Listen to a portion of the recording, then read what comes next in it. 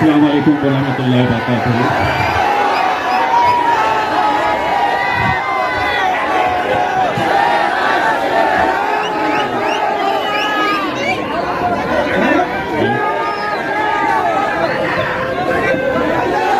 मैं जब उद्गीर आया और यहाँ पर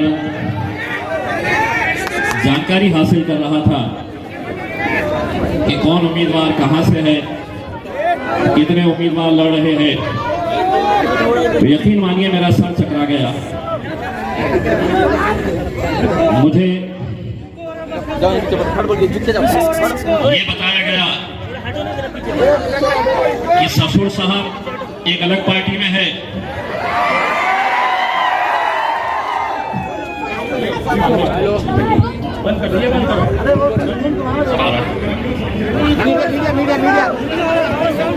हेलो हेलो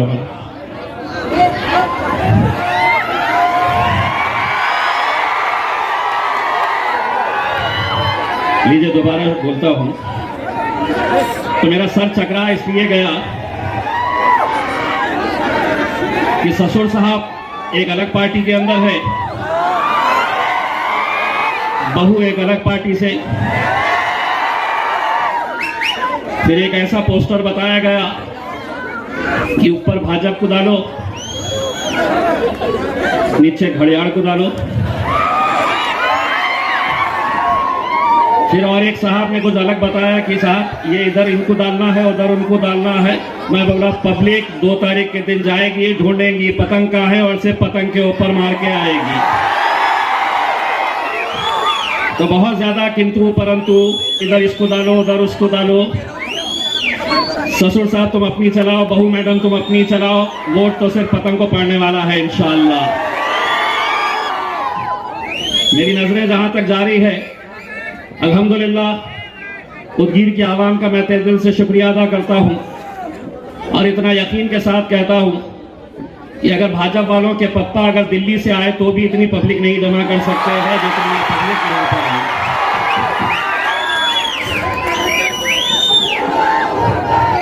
मैं दावे के साथ कह सकता हूं कि अगर कांग्रेस के राहुल गांधी भी अगर आ गए तो बगैर गाड़ी का इंतजाम किए और पब्लिक को लाने के लिए 200, 300 रुपये दिए हुए इतनी जमा करके बताओ। ये मजलिस दीवानों की जमात है मेरे भाई, ये जुनूनियों की एक जमात है। मैं सबसे पहले आप सभी लोगों को बहुत बहुत मुबारकबाद पेश करता हूं। मुबारकबाद इस बात के लिए कि भले ही आप वहां पर जाकर अपना वोट नहीं डाले हैं, लेकिन बिहार की जीत में आप लोगों का भी हाथ शामिल है। और वो इस एतबार से शामिल है कि जब बिहार के नतीजे आ रहे थे, बिहार के इलेक्शन की काउंटिंग चल रही थी, मैं यकीन के साथ कह सकता हूं न जाने कितने ऐसे हाथ दुआओं के लिए उठे थे कि या अल्लाह मेरे अवैसी को कामयाब कर देना, हमारे मजलिस को कामयाब कर देना। और यही दुआओं का नतीजा है, यही दुआओं का नतीजा है कि जब हम वहां पर गए तो वही इल्जाम हम पर लगाया गया। हकीकत तो ये है, चलिए साहब पीछे हट जाइए सब जने, आप लोग जरा नीचे बैठ जाइए, उनको भी चेहरा देखने दीजिए। नीचे बैठिए, नीचे बैठिए, उद्गीर रहमान बैठ जाइए।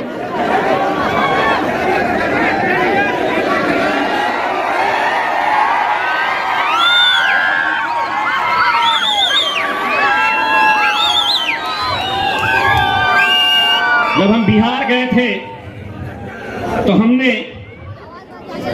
आरजेडी से यानी कि तेजस्वी यादव से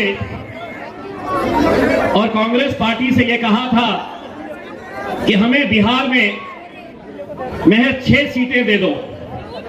हमने 6 सीटें मांगी। हमारे बिहार के सदर अख्तरुल ईमान साहब ने लिख कर दिया कि जो हमारी 5 सीटें जीती हुई है, 1 सीट हम बाय इलेक्शन के अंदर जीते हुए थे, हमें महज 6 सीट दे दो। तो तेजस्वी यादव ने जवाब दिया कि अगर तुम्हें भाजपा को हराना है तो तुमने बिहार के अंदर इलेक्शन ही नहीं लड़ना चाहिए।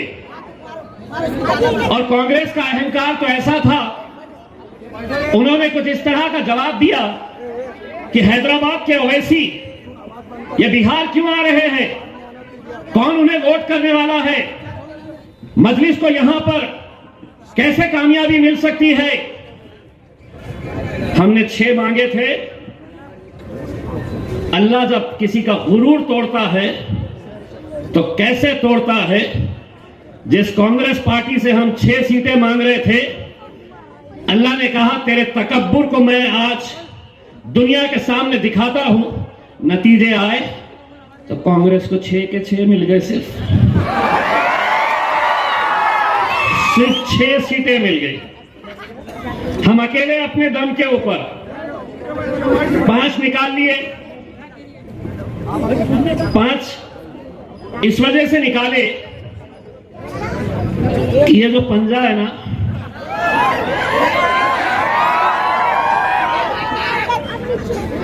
अगर बहुत ज्यादा फड़फड़ाए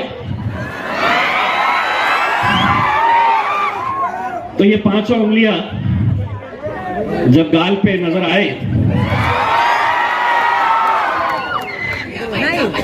हम असल में अगर सही से आप पूरे नतीजे अगर देखें तो मजलिस इत्तेहाद और मुस्लिमीन वहां पर 9 सीटें जीतती थी। 9। 1 सीट हम बलरामपुर की 270 वोटों से हम जीत चुके थे, लेकिन वही फिर भाजपा का खिलौना ईवीएम मशीन, उनके उम्मीदवार ने कहा नहीं रिकाउंटिंग कराओ, और रिकाउंटिंग के अंदर महज 300 वोट से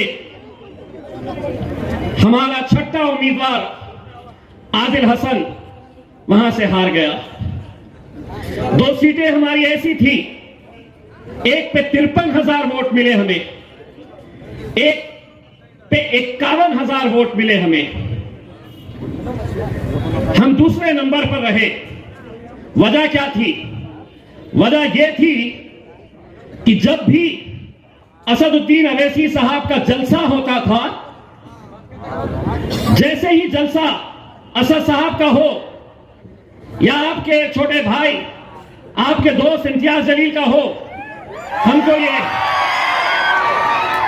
हमको ये मालूम रहता था कि दूसरे दिन कांग्रेस के, समाजवादी पार्टी के, आरजेडी के जितने मुस्लिम लीडर हैं वो पूरे के पूरे हेलीकॉप्टर लेकर पहुंच जाते थे। मकसद ये था कि भाई हमें कोई दूसरे सीटों के ऊपर नहीं जाना है, हम हार गए चलेगा। आरजेडी को महज जो सत्ता बनाने का ख्वाब देख रही थी, महज 25 सीटों के अंदर सिमट गई। वो इसलिए सिमटी कि उन्होंने पूरा ध्यान कौन सी सीटों पर, तो सीमांचल की वो सीटें जहां पर मजलिस इत्तेहाद और मुस्लिमीन ने अपने उम्मीदवारों को खड़ा किया था, वहां पर पूरा ध्यान लगाए थे। कांग्रेस के पूरे नेता कहां आ रहे, तो सीमांचल की वही हमारी जो सीटें थी, सारा का सारा जोश, ताकत, सारी कैंपेनिंग हमारे खिलाफ। ऐसा लग रहा था कि वहां भाजपा लड़ी नहीं रही है, क्योंकि जिस स्टेज के ऊपर ये खड़े रहते थे, सिर्फ एमआईएम, असदुद्दीन अवैसी, इनके अलावा वो कोई दूसरी बात करते ही नहीं थे। हमें अच्छा इस बात का लगता था कि महफिल उनकी सस्ती थी, चर्चा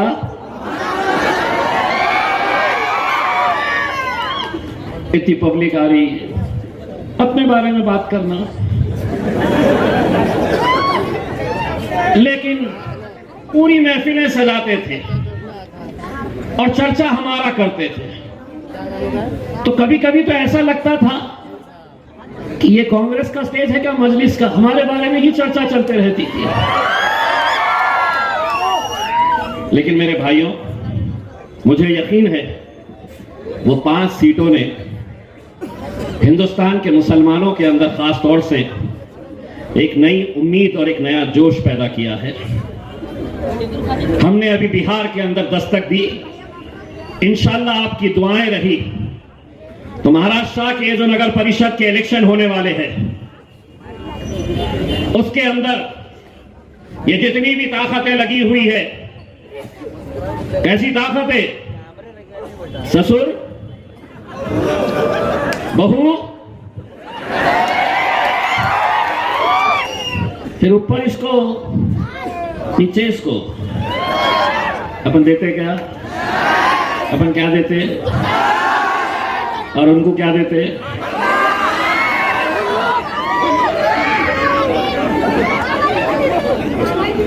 सुनो, मेरी तरफ से अच्छे तरीके से बड़े बड़े नेताओं को यहां पर लेकर आओ, जितने ला सकते लेकर आओ। हमारा शेर आएगा ना तो 100 सवार की एक लोहार की जी। हमारी क़यादत नहीं होनी चाहिए साहब, हमारी क़यादत नहीं होनी चाहिए। आज मैं ये नौजवानों के अंदर जो जोश देख रहा हूं, मुझे इंशाअल्लाह पूरा यकीन है कि 3 तारीख के दिन जब ये नतीजे आएंगे, इंशाअल्लाह उदगीर की नगर पालिका के ऊपर मजलिस का झंडा लहराएंगे मेरे भाई। वो लहराएंगे कि नहीं? कितना अच्छा लगेगा। हमारे 25 काउंसिलर्स, ताहिर भाई, नगर परिषद के हमारे सदर की हैसियत से टांग पे टांग रखकर बैठेंगे ऑफिस पे, और कोई भाजपा वाला आएगा और देखेगा कि नगर अध्यक्ष के कैबिन के अंदर 2-2 हरे झंडे लहरा रहे हैं। ताहिर भाई के पीछे मेरे असदुद्दीन अवैसी साहब की तस्वीर पड़ी। बड़ा मजा आएगा इनकी तकलीफें देखकर, बड़ा मजा आएगा। वही तकलीफ तुम्हें देना है, क्योंकि इतने सालों तक तुमने जो राजनीति का एक खेल खेले हैं हमारे साथ, हमारी क़यादत इस मुल्क से क्यों खत्म हुई है? कभी सोचे हैं, कभी गौर किए हैं इस बात के ऊपर कि आज पूरे महाराष्ट्र से एक भी मुस्लिम एमपी, पूरे गुजरात से एक भी मुस्लिम एमपी नहीं है, राजस्थान से एक भी मुस्लिम एमपी नहीं है, मध्य प्रदेश से एक भी मुस्लिम एमपी नहीं है, झारखंड से एक भी मुस्लिम एमपी नहीं है। और हम क्या, और हम किस बात के अंदर लगे हुए हैं? नहीं, अपन सेक्युलर पार्टी को वोट देंगे। यही सेक्युलर पार्टी का नाम लेते लेते हमारी क़यादत इस मुल्क से खत्म हो गई।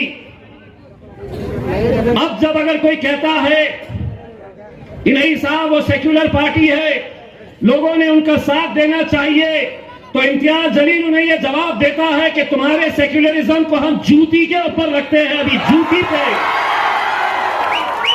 जिस सेक्युलरिज्म की वजह से हमारी क़यादत खत्म हो गई इस मुल्क से, हमारी आवाजें नहीं रही है। दो चार काउंसिलर्स, कैसा खेल खेला जा रहा है समझिए।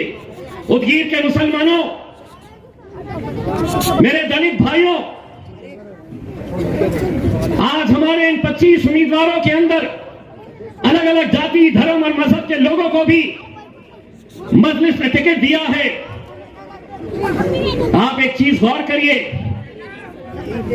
मुझे बताया गया है अजीत दादा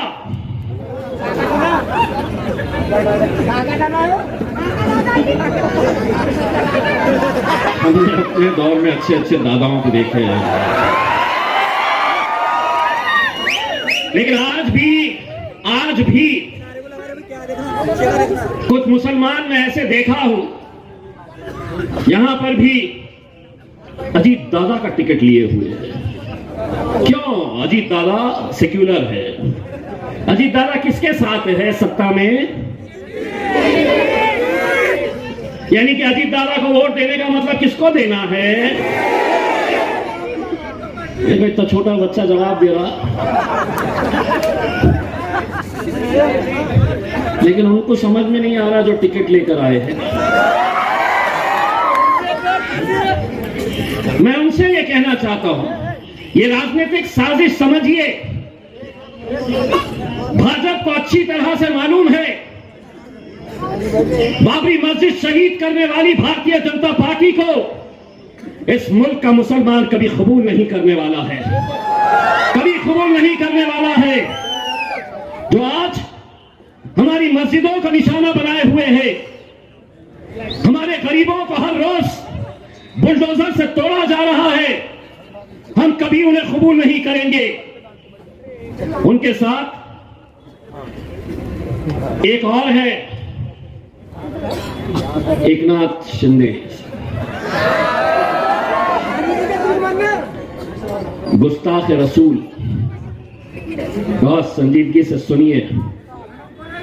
जिस वक्त उस महाराज ने हमारे नबी करीम सल्लल्लाहु अलैहि वसल्लम के खिलाफ गुस्ताखी की, यही एकनाथ शिंदे दूसरे दिन उस महाराज के पास गए और उस महाराज की पीठ थपथपाते हुए उन्होंने उससे ये कहा की आमच्या राज्यात तुमच्या केशालाही हाथ लावू देणार नहीं। मराठी जिसको नहीं समझती हिंदी में सुनो।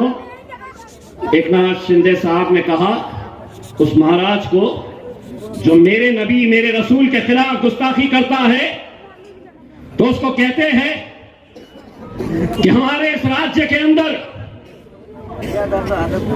तुम्हारा कोई बाल भी बाका नहीं कर सकता। भाषण चल रहा था, उनके अंधभक्तों ने तालियां बजाना शुरू कर दिए। मैंने रात में भाषण सुना, महाराज की फोटो करीब से देखा, ऐसा जूम करके देखा, महाराज तो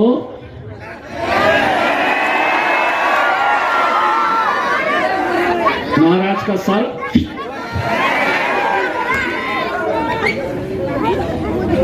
अब या तो एकनाथ शिंदे ने टखले को देखा नहीं है, तो ये दो तो हो गए। अब बोले मुसलमानों को हम अपने करीब कैसा कर सकते हैं, तो तीनों बैठे। कौन तीन? देवेंद्र फडणवीस, एकनाथ शिंदे और तीसरे पकड़ा नहीं रहे मेरे भाई, दादा। तीनों में बैठे, तीनों मतलब इना मीना दिका, इना मीना दिका तीनों बैठ गए और अब बोले कि भाई ये इतना बड़ा कौम, इतनी बड़ी कौम, इतना बड़ा समाज, ये तो अपने पास आने वाला नहीं है, तो कैसा करेंगे? तो बोले दादा तुम इनके पीछे लग जाओ। अब दादा नहीं बड़े सेक्युलर हो गए दादा, तो दादा पूरे मुसलमानों का ठेका ले लिए और फिर पूरे मुसलमान दादा आ रहे यहाँ पर तो मर रहे अपनी मुंडी घुसाने के लिए। एक इतनी सी फोटो आ जाना। औरंगाबाद आए थे अभी बीच में, तो एक दाढ़ी वाले थे, दाढ़ी थी उनको, अल्लाह माफ करे, लेकिन वो दादा के साथ फोटो खिंचाने के लिए इस कदर मर रहे थे कि उनकी टोपी गिर गई, तो उनको इसकी फिक्र नहीं। लेकिन दादा के साथ फोटो खिंचाना है, यानी कि अगर वो फोटो दिखाए तो इनके लिए जन्नत के दरवाजे खुल जाने वाले हैं। ये तीनों में और हम में ये फर्क है, तुम ऐरे गैरे नत्थु खैरों के पीछे पड़ो, हमें अपनी क़यादत खड़े करनी है। हमें अपनी क़यादत खड़े करके अपने नुमाइंदे चुनकर लेकर आना है। आज नगर परिषद के अंदर इतने सारे जहां पर हम मजबूत है, हम जहां मजबूत है सिर्फ हमने वहां पर उम्मीदवार दिए, लेकिन कल से हमें बड़े बड़े नेताओं के फोन आ रहे, बड़े बड़े, साहब ये हमारी सीट निकल रही है, आपका उम्मीदवार बिठा दीजिए ना। उदगीर के ताल्लुक से भी आए थे, साहब हमारी सीट निकल रही है, आप आपका उम्मीदवार निकाल दीजिए ना।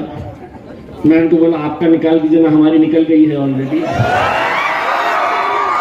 पर आपको यकीन नहीं हो रहा तो मैं बोला मैं कल आने वाला हूँ, देख लेना कितना सरों का समंदर आपको दिखाई देने वाला है करके। मेरे भाई, मेरे भाई,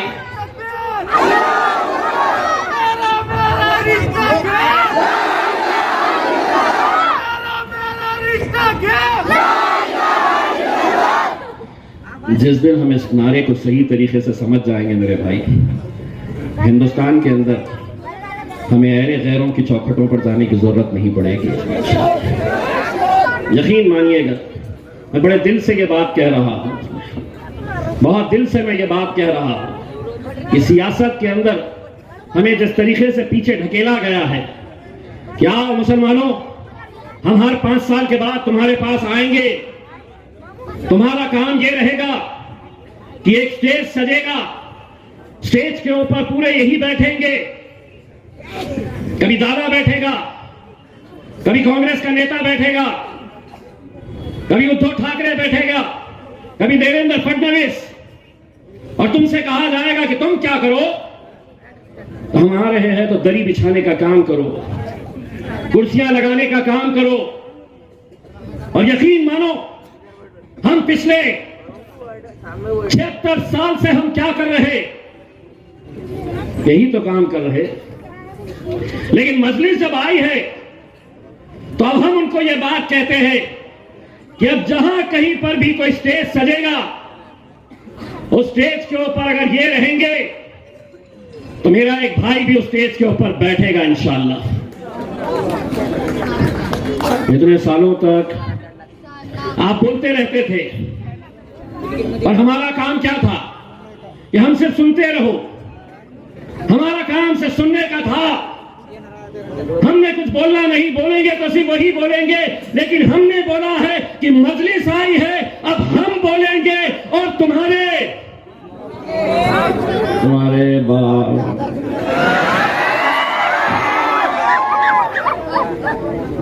हम बोलेंगे और तुम्हारे आधा मैं आधा तुम, नहीं तो ये बैठे हुए हैं डंडे लेके, चले जाएंगे भाजपा वाले पूरे के पूरे पुलिस स्टेशन में। इम्तियाज जलील आया था, भड़काऊ भाषण देकर गया था, क्या क्या बोलकर गया था, लेकिन उनको मालूम नहीं कानून सबूत मांगता है और सबूत कुछ नहीं है, क्योंकि आधा मैं बोला हूं, आधा ये बोले हैं। तो अब मैं जो बोल रहा हूं वो भी सुनो और वो जो बोल रहे वो भी सुनो।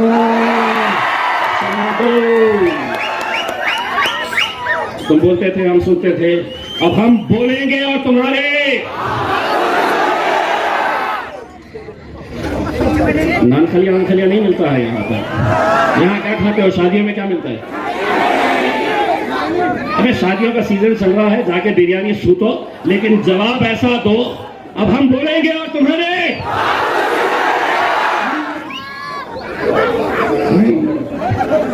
ऐसा कैसा बोला उसने? हमारे बाप को निकाला, हमने थोड़ी निकाले, हमने थोड़ी निकाले। हम देखो, मोदी जी ने अपने को क्या बोले थे कि मैं क्या बेचता था, मैंने बोला क्या? लेकिन अगर मोदी जी हमको बोले होते कि मैं चाय नहीं बेचता, मैं पकोड़े बेचता था, तो हम बोले होते कि मोदी जी ने हमको बोले हैं कि हम पकोड़े बेचते थे। अरे तुम एक साथ मिलकर आ जाओ, 2 तारीख के दिन पतंग की निशानी के ऊपर मोहर लगाओ। 2029 के दिन रेलवे स्टेशन है यहाँ पर, है 2029 के इलेक्शन के बाद उदगीर के रेलवे स्टेशन के ऊपर इंशाअल्लाह इंशाअल्लाह उदगीर के रेलवे स्टेशन के ऊपर एक शख्स नजर आएगा। भाइयों और बहनों,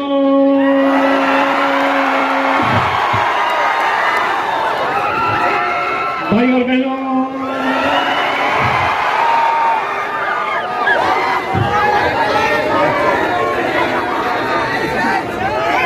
अपन ने कुछ बोले, अपने पे केस बनता। अगर ये पुलिस स्टेशन गए तो पुलिस वाले पूरा फॉरवर्ड रिवाइंड करने के बाद कांग्रेस के, राष्ट्रवादी के, भाजपा के, शिवसेना वालों को बोलेंगे कि हमने सब देख लिए, यहां पे अगर कुछ मिलता है तो सिर्फ हाँ, ये मैं बोल सकता हूं, इसको बोलते हैं बाबा जी का ठुल्लू। मेरे भाई, आज इस मुल्क की जो सियासत हम देख रहे हैं, जो वक्त और हालात से हम गुजर रहे हैं, और आने वाला वक्त कैसा आने वाला है, शायद आप इस बात का अंदाजा भी नहीं लगा सकते हैं। आज जिस तरीके से हमें निशाना बनाया जा रहा है, कैसे सभी लोग एक साथ मिलकर कैसे कोशिश करते हैं कि कोई भी जीत जाए, कोई भी हारे, चलेगा, लेकिन मजलिस ने जीतना नहीं चाहिए। और उसकी जिंदा मिसाल कोई और नहीं, मैं खुद हूं, जहां पर आप तो कांटों से बचकर चलते हैं, हमने फूलों से जख्म खाए हैं। सुनिए और समझने की कोशिश करिए, आप तो कांटों से बचकर चलते हैं, हमने फूलों से जख्म खाए हैं। आप गैरों की बात करते हैं, हमने तो अपने भी आजमाए हैं। कभी कोई गैर नहीं है इस मुल्क से हमारी क़यादत खत्म करने के लिए।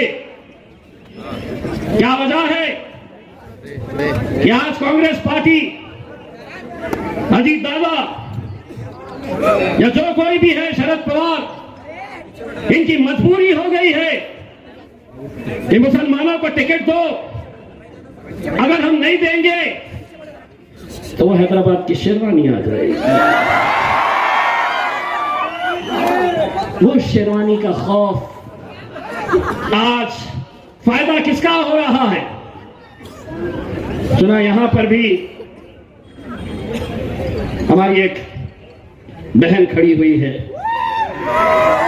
मैं उनसे ये कहना चाहता हूं, नगर परिषद में हमें बिठा दो, हम तुम्हें इंशाअल्लाह आमदार बना डालेंगे यहां से।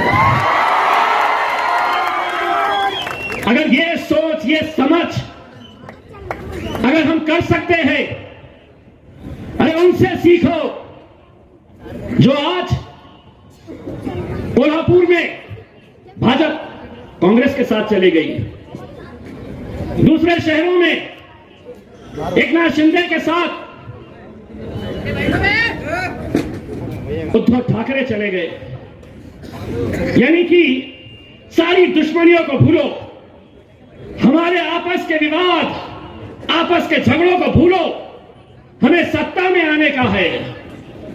हम सभी लोग एक साथ मिलकर आ जाओ। सत्ता में कुर्सी कैसे हासिल की जा सकती है? कल के दुश्मन आज कुर्सी की खातिर दोस्त बन जा रहे हैं, और हम हैं ये टुकड़ों टुकड़ों में बंटते जा रहे हैं। मेरे भाई, टुकड़ों टुकड़ों में हम बंटते जा रहे हैं। यही वजह है मेरे भाई, पूरे महाराष्ट्र से आप लोगों की दुआओं से इकलौता एक मुस्लिम एमपी, क्या हम उनको वोट देते हैं? क्या एक टिकट भी कांग्रेस नहीं दे सकती है एमपी के लिए? क्या एक टिकट शरद पवार साहब नहीं दे सकते हैं कि ये कौम इतने सालों तक हमें वोट देते आई है, सत्ता में बिठाई है हमें, एक टिकट नहीं देते और साफ कहते हैं कि अगर हमने मुसलमानों को टिकट दिया तो मुसलमान तो उन्हें वोट दे देते हैं, लेकिन दूसरा समाज उन्हें वोट नहीं देता, इसलिए हम टिकट नहीं देते। तो सुनो, मुसलमानों ने भी अब तुम्हारा ठेका नहीं ले रखा है। अब हम अपनी क़यादत खुद खड़े करेंगे। अरे एक धक्का लगाकर तो देखो सही मेरे भाई, एक ताकत बनकर खड़े तो रहो। कैसी ताकतें लगा दिए थे, पूरे के पूरी पार्टियां एक साथ मिलकर कि किसी भी हालत के अंदर इम्तियाज जलील ने नहीं जीतना चाहिए। अमित देशमुख आपके यहां के नेता है, हिसाब तो उनसे भी चुकता करना है।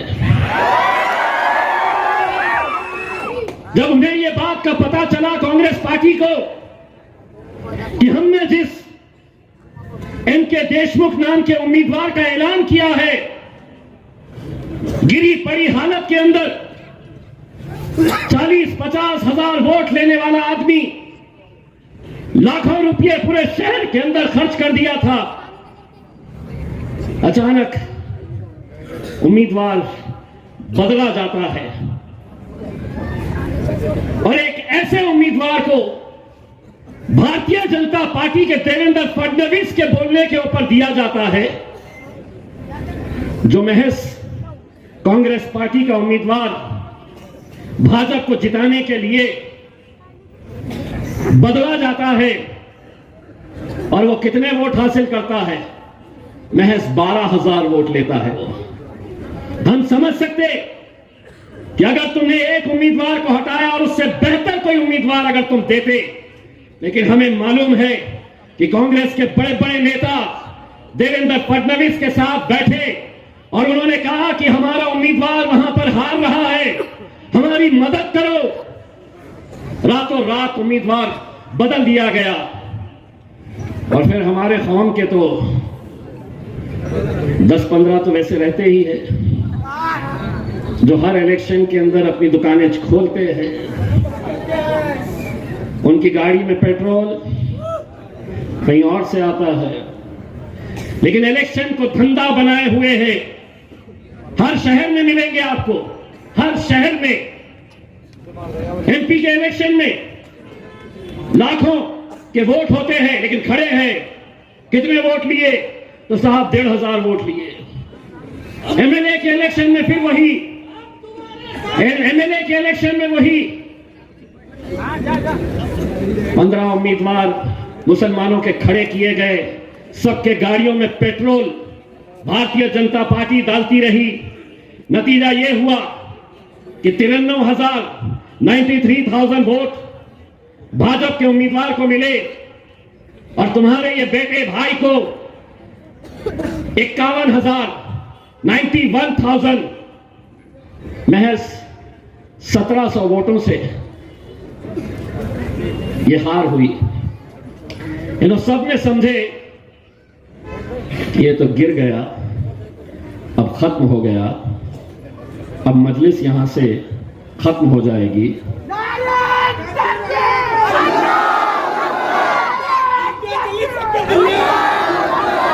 मजलिस खत्म हो जाएगी, इम्तियाज जलील हार चुका है।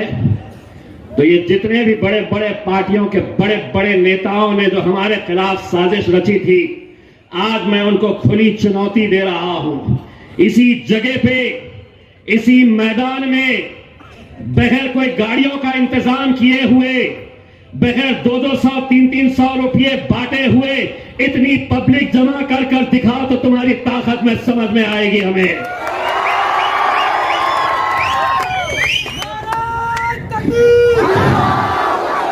इलेक्शन के वक्त में 200, 300 के अंदर बहुत सारे लोगों को जिंदाबाद मुर्दाबाद के नारे लगाने के लिए बुलाया जाता है।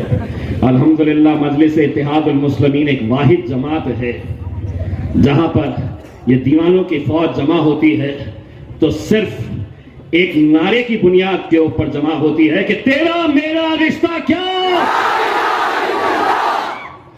जरा घुमाओ ना, हम कोई कहां देख रहे हैं? हमारे तो कोई, हम कोई शाहरुख खान तो है नहीं कि हमारे को ही दिखाते रहेंगे। जरा वो भी दिखाओ कितनी पब्लिक है करके, कैमरे वालों को जगह दो। बोलो, दोनों हाथ ऊंचे करके मेरे साथ नारा लगाओ, तेरा मेरा रिश्ता क्या, तेरा मेरा रिश्ता क्या। नारे तकबीर, नारे तकबीर। करे रिकॉर्ड।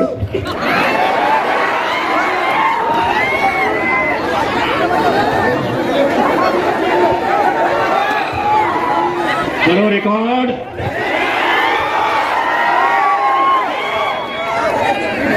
ये टकले का सुनना चाहते हैं।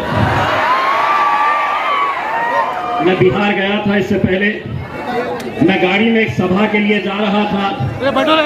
मुझे पीछे बैठे हुए हमारे वहां के सदर साहब ने बताया कि देखिए मुसलमानों के खिलाफ ये यूपी का चीफ मिनिस्टर किस तरह का बयान दे रहा है।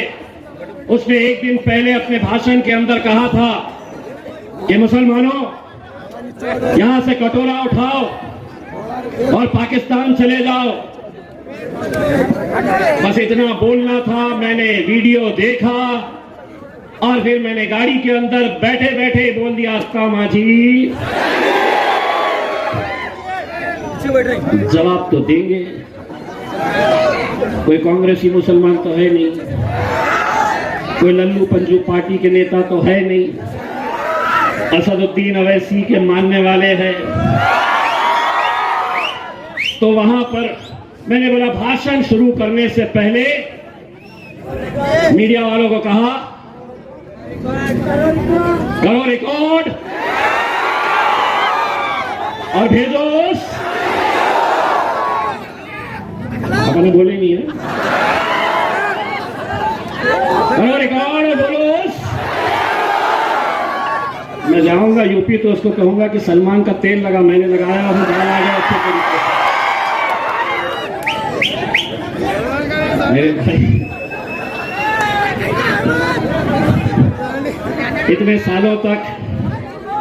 सालों तक हमने यही सुनते आए हैं।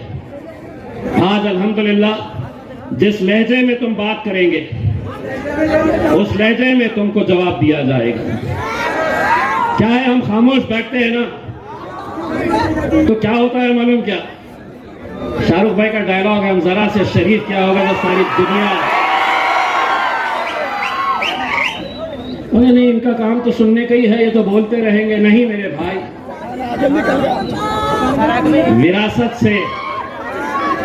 विरासत से अब नहीं होगा सियासत का फैसला। अच्छी तरह से तमाम सियासी पार्टियां सुन लो, विरासत से तय नहीं होगा सियासत का फैसला। उड़ान तय करेगी आसमान में सिक्का किसका है। ये सिक्का तुम्हें उड़ाना है मेरे भाई। 2 तारीख के दिन बड़े बड़े नेता आएंगे, बड़ी बड़ी बातें करेंगे, बहुत सारे आएंगे, मेरा भाषण सुन के आएंगे। मैंने बहुत बोल के गया है, हम इसको जवाब देंगे। अगर तुम देंगे तो मैं दोबारा आऊंगा। पर क्या है, हम उधार रखते नहीं हैं, फितरत नहीं है। इंशाअल्लाह तुम जैसी भाषा का इस्तेमाल करेंगे सूद समेत लौटाया जाएगा। अहमदनगर याद है, वहां का एक आमदार अजीत दादा का बहुत फड़फड़ा रहा था, हम बोले रुको पप्पा आ रहे हैं। अब जैसे ही हमने बोले पप्पा आ रहे, हैदराबाद से बड़े पप्पा बोले चल मैं भी चलता हूँ। अब हम दोनों आ गए और उनको साफ तरीके से बोल दिए कि मेरे राजा, हमारे मुंह मत लग, और उसको नाम देकर आ गए, शिकनी। अब उसकी हालत ये हो गई, गाड़ी में जाता तो फोटे चिल्लाते, ए चिकनी चमेली। अजीत दादा ने उसको बुलाए, अरे बोले इनके मुंह मत लगा कर, ये बहुत निकले हुए हैं, ये मेरे को नहीं छोड़ते तो तेरे को क्या छोड़ेंगे। बोले इलेक्शन तक खामोश बैठ, इलेक्शन तक खामोश बैठ, क्योंकि उदगीर में मेरे को बहुत सारे मुसलमानों उम्मीदवार खड़े करना है, आएंगे नहीं मेरे पास, नहीं तो बस आप लोगों से यही इल्तिजा कर रहा हूं मेरे भाई। आज उदगीर से अल्हम्दुलिल्लाह हमने अपने चुनावी प्रचार की शुरुआत की है। आज पहला जलसा मजलिस इत्तेहादुल मुस्लिमीन का हमने उदगीर शहर के अंदर लिया है और मेरी दिली ख्वाहिश है इंशाअल्लाह पहली खुशखबरी भी उदगीर से ही आनी चाहिए। तो करेंगे आप हमसे वादा कि 3 तारीख के दिन उदगीर की फिजाओं में क्या उड़ने वाला है। बहुत एक्सपर्ट लग रहे हैं चेयरमैन साहब, बहुत उड़ाए हुए हैं लगता। बस इंशाअल्लाह दोस्तों, जब ये जीत मिलती है तो ये महज एक जीत नहीं होती है कि किसी एक शहर के अंदर हमने हमारे कुछ काउंसिलर जिता दिए, कुछ नगर अध्यक्ष जिता दिए। जब ऐसे शहरों के अंदर हमें जीत मिलती है तो जीतेंगे तो ये हमारे उम्मीदवार काउंसिलर्स, लेकिन इसकी ताकत मिलती है मेरे कायद बैरिस्टर असदुद्दीन अवैसी को। मेरे भाई, जिस असदुद्दीन अवैसी को गिरता हुआ, झुकता हुआ, खत्म होता हुआ देखना चाहती है दुनिया, मिटाना चाहती है उन्हें, सियासत की गलियारों से उन्हें खत्म करना चाहती है, जिसके बारे में हर सियासी पार्टी कैसे कैसे बयानात देती है, उनको सिर्फ इतना कहूंगा, तुम बहुत अच्छे हैं, तुम्हारी पार्टी बहुत अच्छी है, हमसे किनारा कर लो। ये तमाम सियासी पार्टियां जो मेरे कायद बैरिस्टर असदुद्दीन अवैसी साहब के ऊपर उंगलियां उठाते हैं, जो गलत बयानी करते हैं, उनको मैं यही कहूंगा कि तुम बहुत अच्छे हैं, तुम्हारी सियासी पार्टी बहुत अच्छी है, हमसे किनारा कर लो, हम बहुत बुरे हैं, बुरे वक्त में काम आते हैं हम। एक हम ही है जो बुरे वक्त में काम आते हैं, लड़ते हैं, बोलते हैं, डट कर खड़े रहते हैं। क्या कोई है ऐसा मुस्लिम लीडर जिसकी गैरत मर चुकी है कि मेरे नबी के खिलाफ कोई खुलेआम गुस्ताखी कर रहा और उसको अपनी कुर्सी की पड़ी है? अरे ठोकर मारते हैं हम ऐसी कुर्सियों को अपनी नबी की खातिर, अपने मुस्तफा मोहम्मद सल्लल्लाहु अलैहि वसल्लम की खातिर। क्या तुम्हारा ज़मीर मर चुका है? याद है ना हिंदुस्तान की तारीख के अंदर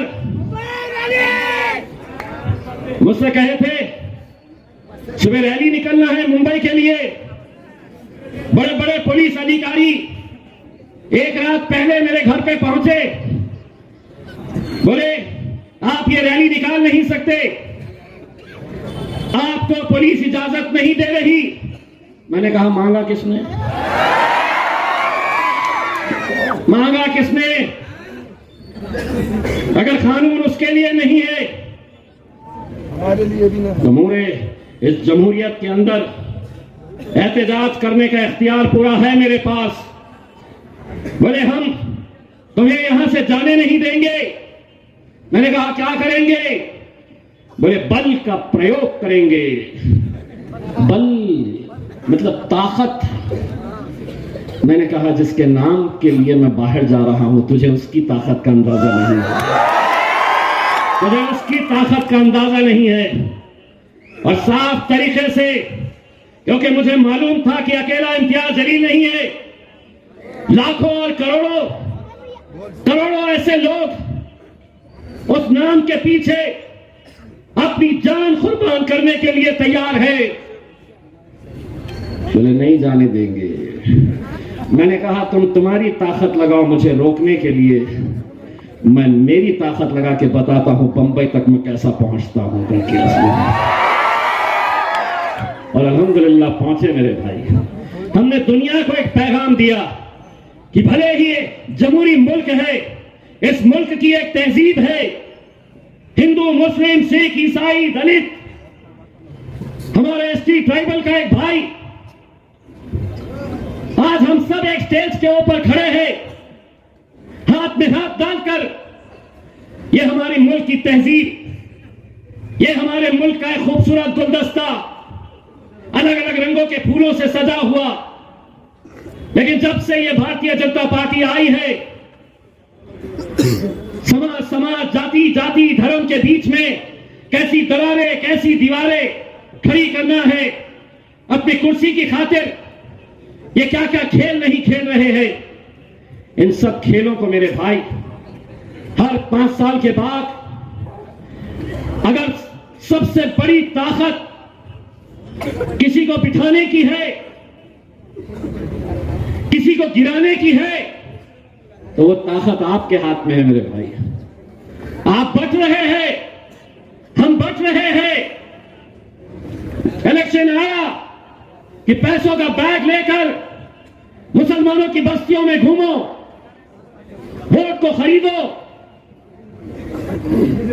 1000, 500, 1500 रुपया देकर एक एक वोट खरीदो। लेकिन मुझे यकीन है ये जितने भी हैं, यहां से लेके वहां तक पैसा अगर आया तो ये मेरे नौजवान क्या जवाब देंगे कि बाजार में कुत्ते और बिल्ली बिकते हैं, शेर के बच्चे बाजारों में बिकते नहीं हैं, बाजारों में खरीदे जा नहीं सकते हैं। सारे के सारे पतंग काटने के लिए अपना अपना मांझा लेकर आने वाले हैं। उनको ये क्या पता है कि इंशाअल्लाह 2 तारीख के दिन टेबल तो अलग अलग सजेंगे। मजबूरी होती है कुछ बच्चों की, अलग अलग मफलर डाले हुए रहेंगे। मैंने बिहार के अंदर बताया था, मैंने कहा था कि वोट डालने जब जाएंगे तो खटाखट खटाखट खटाखट कर देना, सिर्फ पतंग के ऊपर कर देना। टेबल हो सकता है किसी और का, अपना नौजवान मफलर कांग्रेस का, मफलर किसी और पार्टी का, एनसीपी का, किसी और पार्टी का। लेकिन दावे के साथ कह रहा हूं, वो भी जब जाएगा ना अंदर, तो वो भी खटाखट खटाखट खटाखट पतंग के ऊपर ही डालेगा। इंशाअल्लाह बड़ी उम्मीदों के साथ, बड़ी आरज़ू। दोस्तों, जो लोग ये समझते थे कि आप हमें हरा कर खत्म कर देंगे, हम सब का हिसाब करने के लिए आए हैं। और इंशाअल्लाह उम्मीद करते हैं कि आप लोग मजलिस का साथ देंगे। एक एक उम्मीदवार के लिए आप लोग अपना कीमती वोट इनके हक में डालेंगे।